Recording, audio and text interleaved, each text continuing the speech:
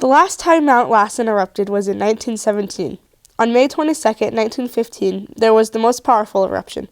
There was a series of eruptions from 1914 through 1917. Mount Lassen is 10,463 feet in elevation, and it is in the Cascade Mountain Range. The first person to hike Mount Lassen was Grover K. Godfrey in 1851.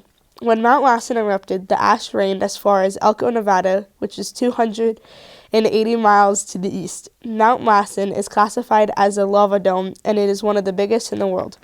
Mr. Loomis predicted the eruption from his seismograph and was able to take pictures of it from Manzanita Lake. He took the pictures on May 19th through May 22nd, 1915. We started at 8,440 feet. The beginning of the trail was mainly snow. Once we hit 9,400 feet, the trail started to become less snow and more rocks. There were not many bugs throughout the hike. There were some trees, but the land was mostly bare. When we got to 9,400 feet, we were able to see Lake Almanor and some of the cone domes around the mountain. We were able to see the devastated areas, and it was incredible. It was well worth the hike. The Valentine lava tubes formed about 11,000 to 65,000 years ago. These lava tubes formed underground when the Medicine Lake volcano erupted. These tunnels are formed when lava is pushed through the ground and basically makes all these tunnels and pathways. Some of the wildlife that lives in the caves are animals such as cave crickets, millipedes, and some snakes known as rubber boa and bats. Some of the things I saw was the levels on the sides of the tunnels and the hardened lava on the ground. I also noticed that on the ceiling of the cave, the ground kind of melted down because of how hot it got in there. Overall, it was really amazing to walk around, and in there, it was super dark and extremely sketchy. The Fleener chimneys are volcanic vents and spatter cones. They are located in the Lava Beds National Monument Park. These are created by the ejection of lava from a vent. Originally, the chimneys were 100 feet deep, but now they are roughly 50 feet deep. From the turnout and picnic area, the walk to Fleener Chimney is just a short walk uphill. You may want to climb around to get into and look into the chimneys, which are protected by metal railings which protect you from falling into them. Next to the Fleener chimneys is an area called Dragon's Mouth. Dragon's Mouth is a surface lava tube formed by low viscosity lava channeling its downhill path underneath the hardened lava crust.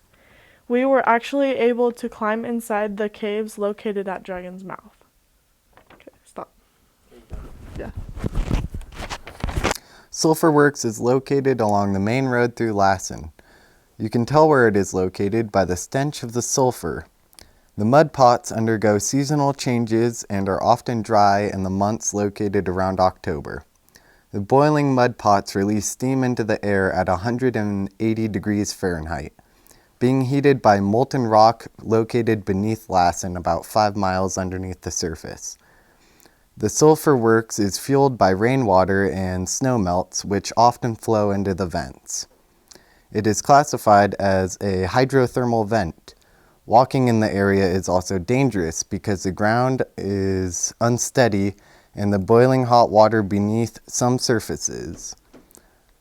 In 2012, a visitor had to be airlifted after going off-trail near the Sulphur Works and fell through a 1-inch crusted area. In Lava Beds National Monument, we took a 30-minute hike to a lookout tower at the top of the Scontian Butte. The view from the lookout let us see lots of geologic features. One of these was the spatter cones of Fleener chimneys. The spatter cones spit out enough lava to make Scontian Butte big lava flows that stretched out towards Tuya Lake. Scontian Butte was like the spatter cones, but it was bigger and had a crater at the top.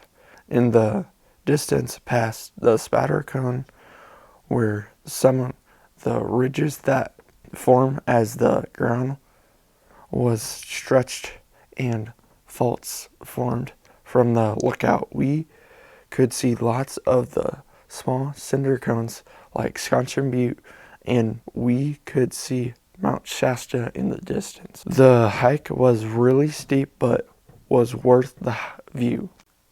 The SETI operation is to locate alien life. They are trying to answer the question, are we alone? Hat Creek Radio Observatory began in the late 1950s and has been a pioneer in radio astronomy for nearly half a century. Hat Creek is a cutting-edge radio astronomy satellite tracking and researching. A remote valley approximately 300 miles of mountains blocks the observatory. They are in partnership with Stanford Research Institution. Jill Tarter is the observatory owner. Jill gave us a personal tour of the observatory, which lasted for about 2 hours. She gave us a general rundown of what the observatory does and how it operates.